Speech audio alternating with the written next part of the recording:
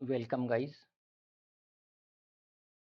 Our today's topic is assimilation and ingestion. It is quite unknown topic for you. आपण कदाचित आतापर्यंत assimilation हा शब्द ऐकलेलाही नसेल.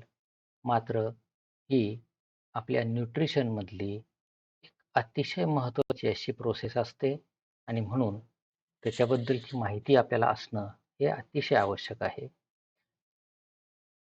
आपल्याला माहिती आहे आपण अन्न खातो म्हणजे त्याचं इंजेक्शन करतो. तोंडात ते दातांमार्फत मॅस्टिकेशन त्याचं केलं जातं. बारीक तुकडे केले जातात. Means mechanical digestion. Then in stomach and intestine it is digested chemically with the help of various enzymes. याला आपण म्हणतो डायजेशन. नंतर डायजेस्टेड फूड जे आहे it is absorbed into the blood means absorption हे आपण अभ्यासलेलं आहे ॲब्सॉर्प्शन पर्यंत. नंतर ब्लडमध्ये हे फूड गेल्यानंतर त्याचं काय होतं तर जे न्यूट्रिएंट्स आहेत they enter the body cells हे बॉडी सेल्समध्ये प्रवेश करतात. याला म्हणतो आपण ॲसिमिलेशन. आणि जे अनडायजेस्टेड मटेरियल आहे त्याला आपल्याला एलिमिनेट करायचं आहे. Means it is called egestion.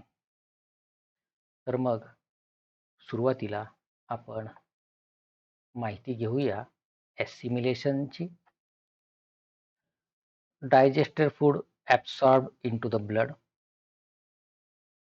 then through the blood it is transported to cells. Blood मार्फत हे प्रत्येक सेलकडे पाठवलं गेलं जे फूड ॲब्सॉर्ब केलं गेलं होतं. In cells it becomes the part of the protoplasm. सेलच्या मध्ये जे प्रोटोप्लाझम आहे किंवा सायटोप्लाझम आहे पेशीद्रव्य त्याचा एक भाग म्हणून ते त्या पेशीमध्ये सामावलं जातं. And this is called the assimilation. म्हणजे आपण खाल्लेलं फूड हे आपल्या सेल्समध्ये जाऊन त्याच्यामध्ये सामावलं जाणं. मात्र हे सगळं होण्याच्या आधी त्या फूडला डायजेस्ट करणं आणि ॲब्सॉर्ब करणं हे आवश्यक होतं आणि मग त्याचं केलं जातं assimilation. In cells various nutrients used in different ways. वेगवेगळे न्यूट्रिएंट्स मग सेल्समध्ये वेगवेगळ्या कामांसाठी वेगवेगळ्या पद्धतीने वापरले जातात. ते कशा पद्धतीने वापरले जातात ते थोडंसं आपण त्याचा रिव्ह्यू ह्या ठिकाणी घेणार आहोत. सुरुवातीला ॲसिमिलेशन आपण बघूया अमायनो ॲसिड्सचं. आपल्याला माहिती मित्रांनो प्रोटीन्सचं डायजेशन झालं की अमायनो ॲसिड्स तयार होतात. these amino acids they are absorbed into the blood from the small intestine and then they are transported to the liver through the hepatic portal vein. Amino ॲसिडच नाही तर सर्वच न्यूट्रिएंट्स जेही पदार्थ आपण खाल्लेले आहेत ज्यांचं डायजेशन झालेलं आहे ज्यांचं ॲब्सॉर्प्शन झालेलं आहे हे सर्व लिव्हरकडे पाठवले जातात या हेपॅटिक पोर्टल व्हेनच्या मार्फत. लिव्हरमध्ये अमायनो ॲसिडचं काय होतं ते आपण आता बघू. जे एक्सेस अमायनो ॲसिड्स आहेत जे आपल्याला उपयोगाचे नाहीत, unused, unnecessary and excess amino acids यांचं केलं जातं डिअमायनेशन, जे आपण एक्सक्रिशन टॉपिकमध्ये अभ्यासलेलं आहे. मीन्स त्याचा amino group NH2 amino group हा रिमूव्ह केला जातो. डिअमायनेशन असं म्हणूनच त्याला आपण म्हणत आहोत. आणि मग हा अमायनो ग्रुप आणि CO2 याच्यापासून तयार केला जातो urea. It is the nitrogen waste product. हा लिव्हरमध्ये तयार झाला. कोणापासून तयार झाला? एक्सेस अमायनो ॲसिड्स पासून. Some amino acids they are converted into fats and sugars. काही अमायनो ॲसिड्सचं रूपांतर केलं जातं फॅट्स आणि शुगर्समध्ये आणि मग हे फॅट्स आणि शुगर्स आपल्या बॉडीमध्ये स्टोअर केले जातील, साठवले जातील. Some amino acids they are carried to the cells, they become the part of the protoplasm, and then they are used for growth and repair. आपल्या शरीराच्या वाढीसाठी, रिपेअरिंगसाठी हे अमायनो ॲसिड्स वापरले जातात जे सेल्स पर्यंत जाऊन पोहोचवले गेलेत. Proteins are not stored in our body. Fats आणि शुगर्स हे स्टोअर होऊ शकतात, मात्र प्रोटीन्स आपल्या बॉडीमध्ये स्टोअर केले जात नाहीत आणि म्हणूनच काही अमायनो ॲसिड्सचं रूपांतर फॅट्स आणि शुगर्समध्ये केलं गेलेलं आहे. आता आपण बघूया ॲसिमिलेशन ऑफ मोनोसॅकराइड्स. आपल्याला माहिती आहे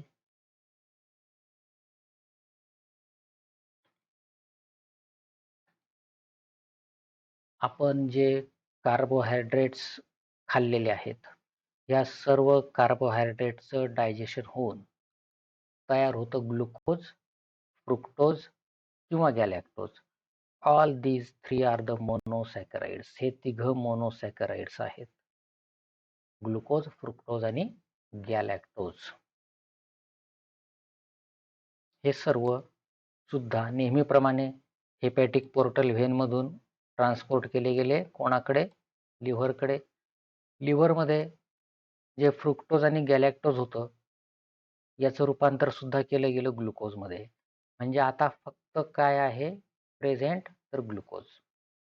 सुरुवातीला 3 मोनोसॅकराइड्स होते, ग्लुकोज, फ्रुक्टोज आणि गॅलॅक्टोज. मात्र ह्या फ्रुक्टोज आणि गॅलॅक्टोजचं रूपांतर लिव्हरमध्ये कशामध्ये केलं गेलं? ग्लुकोजमध्ये. या ग्लुकोजचं पुढे काय केलं जाणार? तर काही glucose it is converted into fats. Fats म्हणजे चरबीच्या रूपात काही ग्लुकोज साठवलं जातं. While as some glucose is converted into glycogen. काही ग्लुकोज साठवलं जातं ग्लायकोजेनच्या फॉर्ममध्ये आणि हे जे ग्लायकोजेन आहे ह्याचा काय उपयोग आहे? तर हे ग्लायकोजेन काही लिव्हरमध्ये साठवलं गेलं, काही मसल्समध्ये साठवलं गेलं आणि जेव्हा आपल्याला एनर्जीची गरज असेल तेव्हा ह्या ग्लायकोजेनपासून एनर्जी मिळवली जाईल. मात्र त्याच्यासाठी ह्या ग्लायकोजेनला परत कन्व्हर्ट करावं लागणार आहे ग्लुकोजमध्ये. आणि अर्थात जे उरलेलं ग्लुकोज आहे मग हे झालं स्टोरेजच्या बाबतीत आणि जे रिमेनिंग ग्लुकोज असेल of course it is used to obtain the energy. तर हे होतं ॲसिमिलेशन मोनोसॅकराइड्सचं. नंतर आपण बघूया assimilation of fats or lipids. These fats or lipids they are stored in liver, muscles, mesenteries and adipose tissue. Fats हे शक्यतोवर आपल्याला स्टोअर्ड फूड म्हणून वापरायचे असतात आणि म्हणून ते आपल्या बॉडीमध्ये वेगवेगळ्या ठिकाणी लिव्हरमध्ये, मसल्समध्ये, मेजेंटरीजमध्ये किंवा ॲडिपोज टिश्यूमध्ये साठवले जातात. त्याचप्रमाणे जेव्हा आवश्यकता असेल तेव्हा these fats they are used as fuel.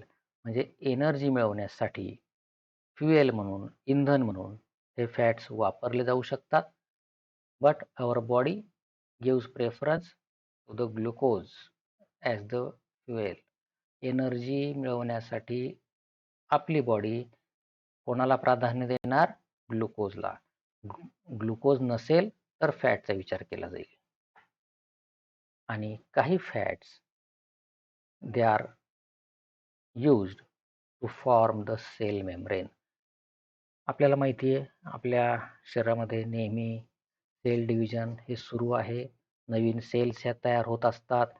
तर ह्या सर्व सेल्स याचं जे सेल मेम्ब्रेन असतं it is made up of phospholipids. हे लिपिड्सपासून बनलेलं आहे आणि त्याच्यासाठी आपल्याला लिपिड्स किंवा फॅटची आवश्यकता आहे. त्याचप्रमाणे सेलच्या आतमध्ये जे सेल ऑर्गॅनेल्स आहेत, ते न्यूक्लिअर मेम्ब्रेन असेल, मायटोकॉन्ड्रियल मेम्ब्रेन असेल, एंडोप्लाझ्मिक रेटिक्युलमचं मेम्ब्रेन असेल किंवा क्लोरोप्लास्टचं मेम्ब्रेन असेल. क्लोरोप्लास्ट ऑफ कोर्स हे आपल्या ह्युमन बॉडीमध्ये नाही. मात्र जे सेल ऑर्गॅनेल्स आहेत सर्व, ह्या सर्व सेल ऑर्गॅनेल्सचं मेम्ब्रेन सुद्धा फॉस्फोलिपिड्स पासूनच बनलेलं असतं आणि त्याच्यासाठी हे फॅट्स हे आवश्यक आहेत. तर अशा पद्धतीने आपण जे 3 महत्त्वाचे अन्न घटक होते, प्रोटीन्स, कार्बोहायड्रेट्स आणि फॅट्स, या तिघांचं ॲसिमिलेशन कशा पद्धतीने होतं ते या ठिकाणी विचारात घेतलं. आता आपण थोडीशी माहिती घेणार आहोत इजेशनच्या बाबतीत.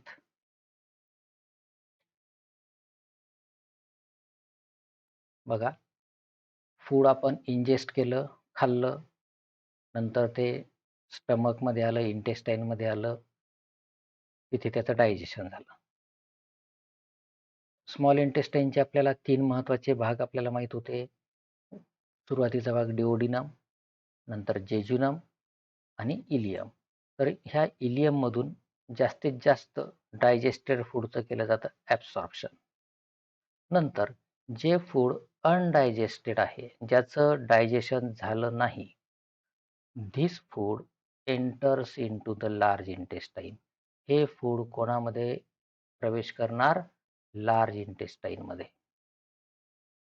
लार्ज इंटेस्टाईनमध्ये हे अनडायजेस्टेड फूड आल्यानंतर त्याच्यामध्ये काही वॉटर असेल, कॅल्शियम आयन्स असतील, आयर्न असेल किंवा काही व्हिटॅमिन बी असेल, तर हे पुन्हा ॲब्सॉर्ब केले जातात ब्लडमध्ये लार्ज इंटेस्टाईनमधून. आणि नंतर मग हे जे अनडायजेस्टेड फूड आहे याला आपण फिसेस असंही म्हणतो. It becomes semi solid and it contains undigested food.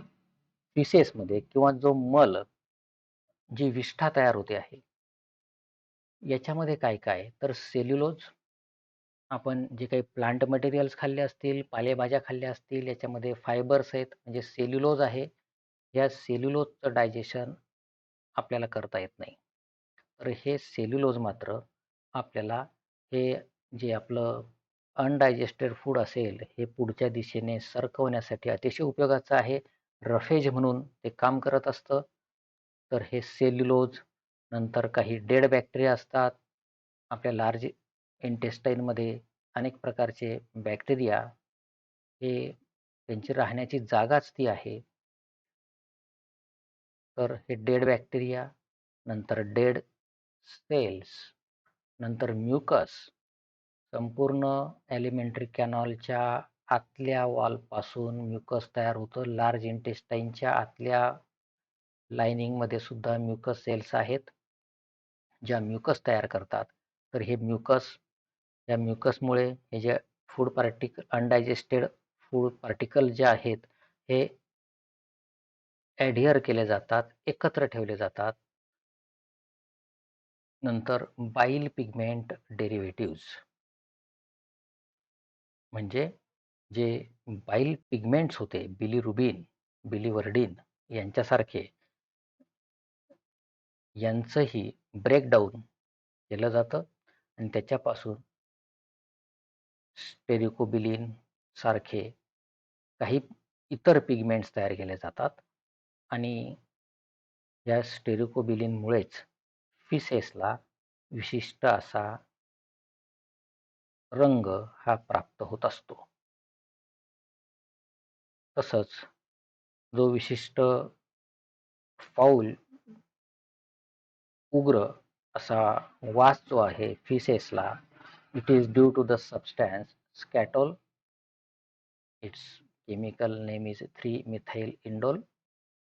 Again, some gases like H2S, hydrogen sulfide, They may be present in the feces to give it the foul smell.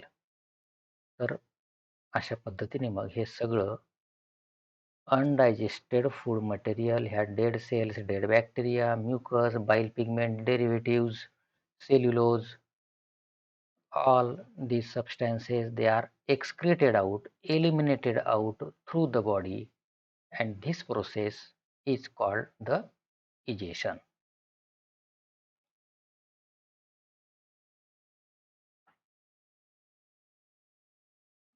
तर मित्रांनो, आजच्या लेक्चरमध्ये आपण ॲसिमिलेशन ही एक महत्त्वाची concept समजून घेतलीत. त्याचप्रमाणे इजेशन